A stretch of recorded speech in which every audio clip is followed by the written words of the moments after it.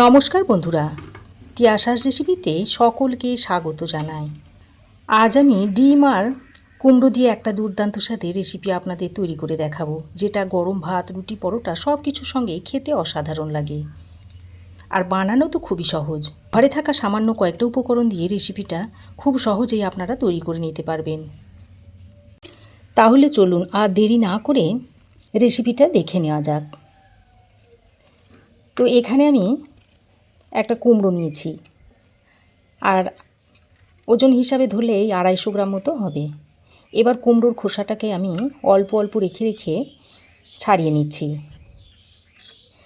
আর কুমড়োর অল্প অল্প খোসা যদি রেখে কুমড়োটাকে ছাড়িয়ে কেটে নেওয়া হয়, তাহলে রান্নার সময় কুমড়োটা গলে যায় না, আর খেতেও খুবই ভালো হয়। তো দেখুন, অল্প অল্প খোসা রেখে রেখে কুমড়োটাকে আমি ছাড়িয়ে নিয়েছি।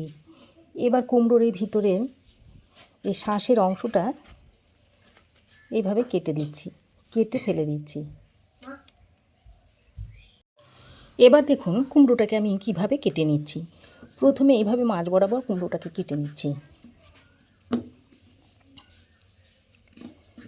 তারপর এরকম একটু ছোট ছোট করে টুকরো করে নিচ্ছি।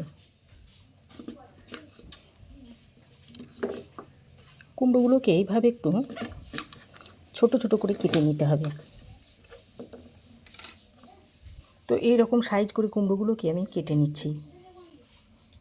আপনাদের কাছে আমার একটাই অনুরোধ রইল যে স্বাদে গন্ধে ভরপুর এই কুমড়ো রেসিপিটা অবশ্যই একবার হলেও এভাবে বানিয়ে দেখবেন। তারপর আমায় কমেন্ট করে জানাবেন যে রেসিপিটা আপনাদের কেমন লাগলো। তো সমস্ত কুমড়োটাকে আমি এরকম ছোট ছোট করে কেটে নিয়েছি। এবার এটাকে একটা পাত্রের মধ্যে তুলে আরও একবার কুমড়োটাকে ভালো করে ধুয়ে নিয়েছি। আর কুমড়োর সঙ্গে আমি বেশ কয়েকটা আলু নিয়ে নিয়েছি, আর আলুগুলোকে এরকম একটু ডুমো ডুমো করে কেটে নিয়েছি। এবার আমি 3টে ডিম নিয়েছি। এই ডিম 3টেকে একটা বড় পাত্রের মধ্যে ভেঙে দিয়ে দিচ্ছি।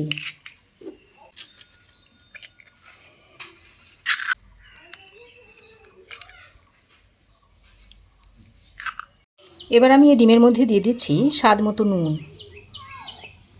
দিয়ে দিচ্ছি অল্প একটু গোলমরিচের গুঁড়ো, দিয়ে দিচ্ছি অল্প একটু কাঁচা লঙ্কা কুচি, আর দিয়ে দিচ্ছি বেশ কিছুটা পেঁয়াজ কুচি। এবার কালারটা যাতে সুন্দর হয় সেই জন্য অল্প সামান্য একটু হলুদের গুঁড়ো দিলাম। এবার একটা হ্যান্ড বিটারের সাহায্যে ডিমটাকে খুব ভালো করে মিশিয়ে নিচ্ছি। দেখুন, খুব ভালো করে মেশানো হয়ে গেছে। এবার আমি এটাকে একটা সাইডে রেখে দিচ্ছি। এবার আমি প্রথমেই একটা ভাজা মশলা তৈরি করে নেব। তার জন্য গ্যাস অন করে কড়াই গরম করে নিয়েছি। তারপর এই কড়াইয়ের মধ্যে দিয়ে দিচ্ছি একটা শুকনো লঙ্কাকে এইভাবে ছোট ছোট করে টুকরো করে,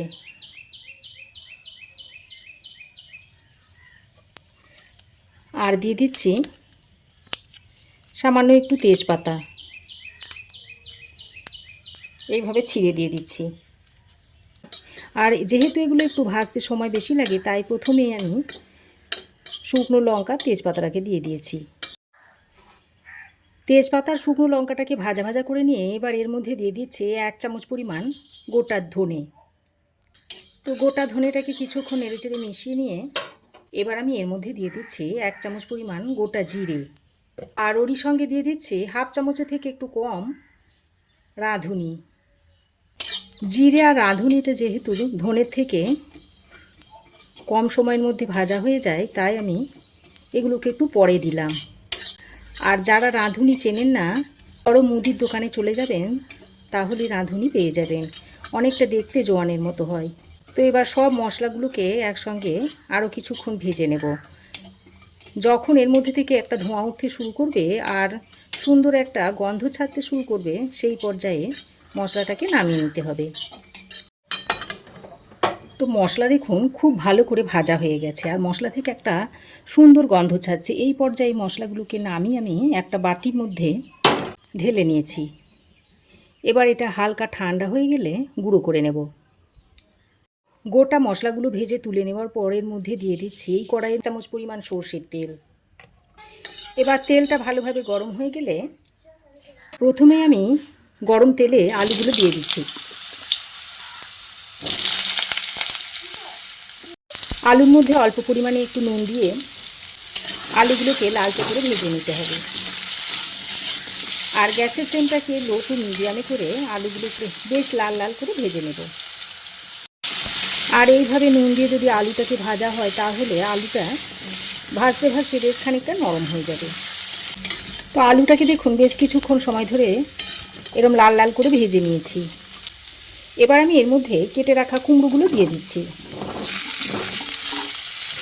কুমড়োটা দেওয়ার পর এবার আমি অল্প পরিমাণে একটু হলুদ দিয়ে কুমড়োটাকে আলুর সঙ্গে আরও কিছুক্ষণ ভেজে নেব। আর কুমড়োর মধ্যে যদি নুন দিয়ে ভাজা হয় তাহলে কুমড়োটা গলে যাবে, তাই এই পর্যায়ে আমি নুনটা দিলাম না। এমনিতেই কুমড়োর একটা সুন্দর গন্ধ রয়েছে, আর কুমড়োটাকে যদি এইভাবে আরও একটু ভেজে নিয়ে রান্না করা হয় তাহলে এর গন্ধটা আরও সুন্দর হবে। দেখুন আলুর সঙ্গে কুমড়োটাকে আমি আরও 3-4 মিনিট মতো ভেজে নিয়েছি। আর দেখুন কুমড়োর গায়ে একটা হালকা কালার এসে গেছে। এবার আমি এই পর্যায়ে আলু আর কুমড়োটাকে তুলে নিচ্ছি, তুলে একটা পাত্রের মধ্যে রেখে দিচ্ছি। তো দেখুন আলু কুমড়োটাকে এরকম করে ভেজে নিয়েছি। এবার আমি এই কড়াইয়ে আরও 2 চামচ মতো সর্ষের তেল দিয়ে দিচ্ছি। এবার আমি এই গরম তেলের মধ্যে দিয়ে দিচ্ছি একটা শুকনো লঙ্কাটাকে ফাটিয়ে দিয়েছি, আর একটা তেজপাতা দিয়ে দিচ্ছি, আর সামান্য পরিমাণে একটু গোটা জিরে দিয়ে দিচ্ছি। এবার ফোড়নটাকে কিছুক্ষণ ভেজে নিয়ে যখন ফোড়ন থেকে একটা সুন্দর গন্ধ ছাড়বে ঠিক সেই পর্যায়ে কেটে রাখা পেঁয়াজটা দিয়ে দিতে হবে। পেঁয়াজটা দিয়ে ফোড়নের সঙ্গে খুব ভালো করে ভেজে নিতে হবে, তবে খুব বেশিক্ষণ ভাজবো না। পেঁয়াজটা একটু হালকা কালারটা চেঞ্জ হয়ে আসবে আর একটু নরম হয়ে আসা পর্যন্ত পেঁয়াজটাকে ভেজে নেব। পেঁয়াজটাকে আমি হালকা করে ভেজে নিয়েছি, আর পেঁয়াজের মধ্যে একটা হালকা ব্রাউন কালার এসেছে, আর পেঁয়াজটা বেশ খানিকটা নরমও হয়ে গেছে। এই পর্যায়ে এর মধ্যে দিয়ে দিচ্ছি কেটে রাখা টমেটো, আর সঙ্গে কাঁচা লঙ্কাও দিয়ে দিচ্ছি। এবার আমি এর মধ্যে দিয়ে দিচ্ছি পরিমাণ মতো নুনটা দিয়ে টমেটো, পেঁয়াজ, কাঁচা লঙ্কা সব কিছু একসঙ্গে ভালো করে মিশিয়ে নিচ্ছি।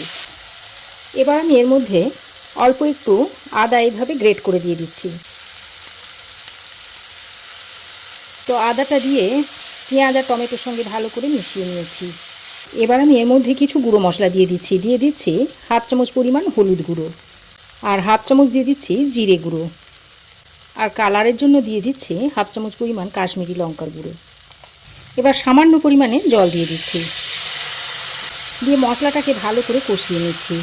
আর কুমড়োর তরকারিতে খুব বেশি মশলা দেওয়ার দরকার নেই। দেখুন আমি এখানে শুধু হলুদ আর জিরে গুঁড়ো দিয়েছি, আর একটু কালারের জন্য কাশ্মীরি লঙ্কার গুঁড়ো দিয়েছি, এতেই যথেষ্ট।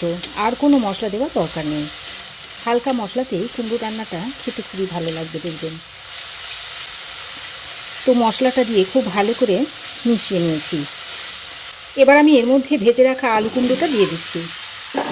আলু আর কুমড়োটা দিয়ে মশলার সঙ্গে খুব ভালো করে মিশিয়ে নিচ্ছি। দেখুন বন্ধুরা, আলু কুমড়োটাকে মশলার সঙ্গে খুব ভালো করে কষিয়ে নিয়েছি। এবার আমি এর মধ্যে জল দিয়ে দিচ্ছি। এখানে আমি হালকা কুসুম গরম জলটা দিয়েছি। তো গরম জলটা দিয়ে খুব ভালো করে নেড়েচেড়ে মিশিয়ে নিয়েছি। এবার আমি এটাকে ঢাকা দিয়ে 7 থেকে 8 মিনিট মতো রান্না করে নেব। আলু কুমড়োটা সেদ্ধ হতে হতে এদিকে আমি ততক্ষণে একটা ফ্রাই প্যান গরম করে নিয়েছি। তারপর ফ্রাই প্যানের মধ্যে দিয়ে দিচ্ছি পরিমাণ মতো সর্ষের তেল। তারপর যে ডিমের মিশ্রণটা তৈরি করে রেখে দিয়েছিলাম সেটা আমি এখানে দিয়ে দিচ্ছি।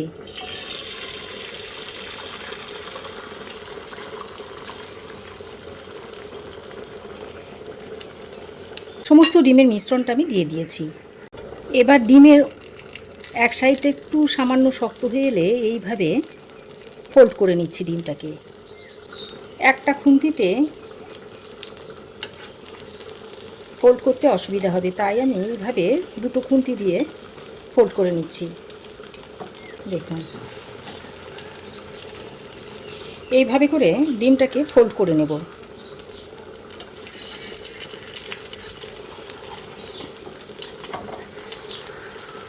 দেখুন সব ডিমটাকে এইভাবে ফোল্ড করে নিয়েছি। উল্টে পাল্টে ভালো করে একটু ভেজে নেব।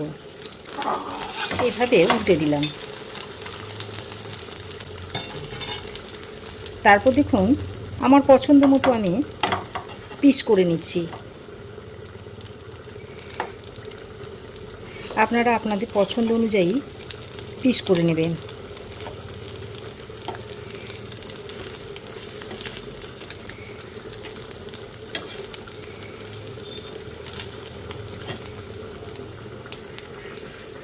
এই সাইডটা দেখুন একটু বড় ছিল, তাই আমি এটাকে আরও কেটে আরও একটু ছোট করে নিচ্ছি।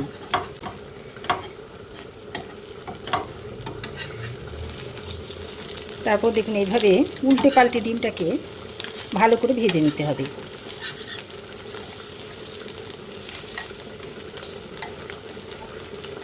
দেখুন ডিমের অমলেটগুলো তৈরি হয়ে গেছে। এবার আমি এটাকে নামিয়ে নিচ্ছি।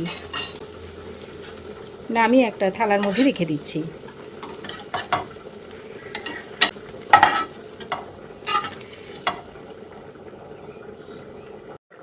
তো ঢাকা দিয়ে আমি 7-8 মিনিট মতো রান্না করে নিয়েছি। আর দেখুন কুমড়ো খুব ভালোভাবে সেদ্ধ হয়ে গেছে। আলুগুলোও দেখুন খুব সুন্দর সেদ্ধ হয়ে গেছে। খুব সুন্দরভাবে সেদ্ধ হয়েছে। আর দেখুন কুমড়োগুলো কিন্তু গলে যায়নি। আমি যেহেতু অল্প অল্প খোসা রেখে রেখে কুমড়োটাকে কেটে নিয়েছিলাম, তাই দেখুন কুমড়োটা গলে যায়নি। এবার আমি এর মধ্যে 1 চামচ মতো চিনি দিয়ে দিচ্ছি।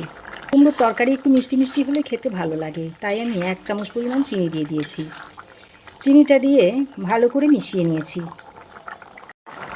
এবার আমি যে মশলাটাকে ভেজে গুঁড়ো করে রেখে দিয়েছিলাম, সেই মশলাটা এর মধ্যে দিয়ে দিচ্ছি। আর মশলাটা গুঁড়ো করার পর আমি একটু ঢেকে রেখে দিয়েছিলাম, যাতে করে এর সুন্দর গন্ধটা বেরিয়ে না যায়। তো ভাজা মশলাটা দিয়ে আবারও একসঙ্গে মিশিয়ে নিচ্ছি। তারপর আমি এর মধ্যে ভেজে রাখা ডিমগুলো দিয়ে দিচ্ছি।